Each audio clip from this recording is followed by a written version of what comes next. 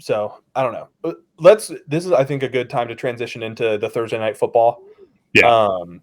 And kind of talking about the Steelers versus Browns matchup going into Thursday night. So, and kind of, I'll continue then a little bit. We were talking about the Steelers because I think the Steelers, they do have a lot of talent, but matchup wise though, against the Browns, they look like, especially now with TJ Watt, like they do not match up well against the Browns, in my opinion, because issue with the Steelers is the interior. The strength of the Browns are both interiors. I mean, you're having Nick Chubb has run for well over 100 yards, I think, both games, if I'm not mistaken. So. You know, or if he hasn't, he's gotten close and has he had 3 touchdowns, I think, in the last game, or 2. I'm trying to remember. But like they just look really good running the ball wise.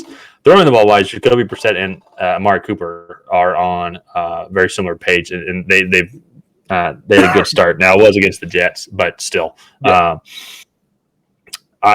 me, I'm just going to go with the Browns just because of that running game capability. I think it's going to be a low-scoring game, just like how the Steelers won it, because I don't think they want to get into a shootout with how weak that offensive line is. But I think Myles Garrett's going to get after Mitch Trubisky. I think they're going to have a tough time running the ball with Najee Harris. And they're not going to have enough time, really, for the skill position players. Deontay Johnson, Chase Claypool, George Pickens, and I'm missing a guy. And I'm missing a guy. Pat Freiermuth. Yeah. They're going to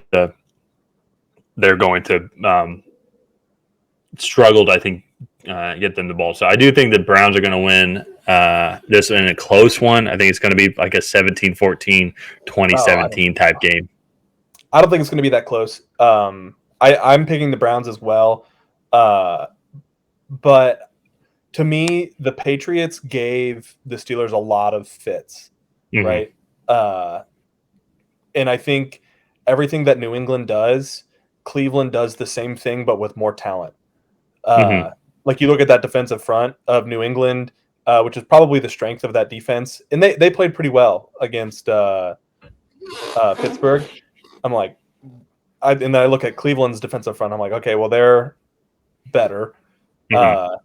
The Patriots offensive line, pretty new unit playing together. They actually, Mac Jones only got hit 3 times, no sacks allowed. I'm like, okay, well, Cleveland's offensive line has been playing together longer and has a little more talent on it. Yeah.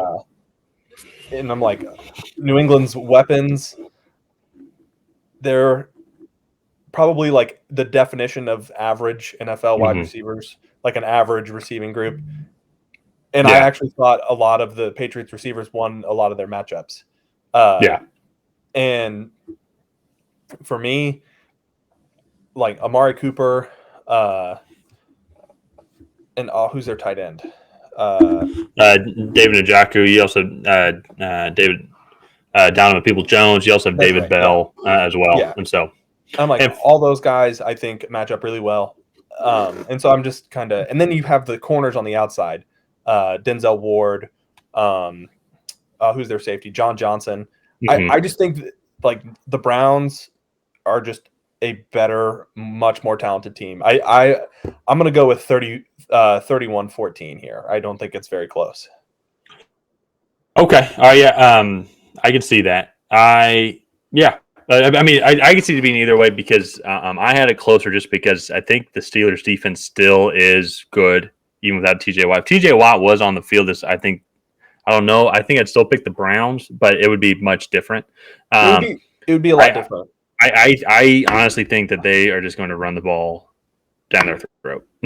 Yeah. I just think they're going to run the ball down their throat. The Patriots, who had a horrible running experience against the Dolphins in week 1, ran for 128 yards against the Steelers last week.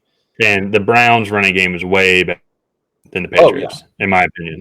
They are just in sync. Nick Chubb and Kareem Hunt. I mean, best running back tandem in the league that I can think of. So, but yeah, I had the Browns winning this one. I think they're going to go 2-1. I don't think the Steelers. I got to look at their schedule. I don't think they're going to win for a little while. I want to say they had a pretty tough opener. Yeah. So It'll be an interesting week 3. I'm really excited for our episode tomorrow, where we're going to break down more of the games. Dude, I was looking at all the games, and there's well over half the games where I'm like, man, you could flip a coin, and I could absolutely see that team winning that game. So it's going to be interesting. It could be a big shakeup because right now, so the Bills are winning, and they're going to win. They're putting in all their subs because there's still a whole quarter left in that game. They're 41-7. Oh yeah. Well, actually, we still also the talked third. about this too. I guess that's going to wrap up the Thursday night football session.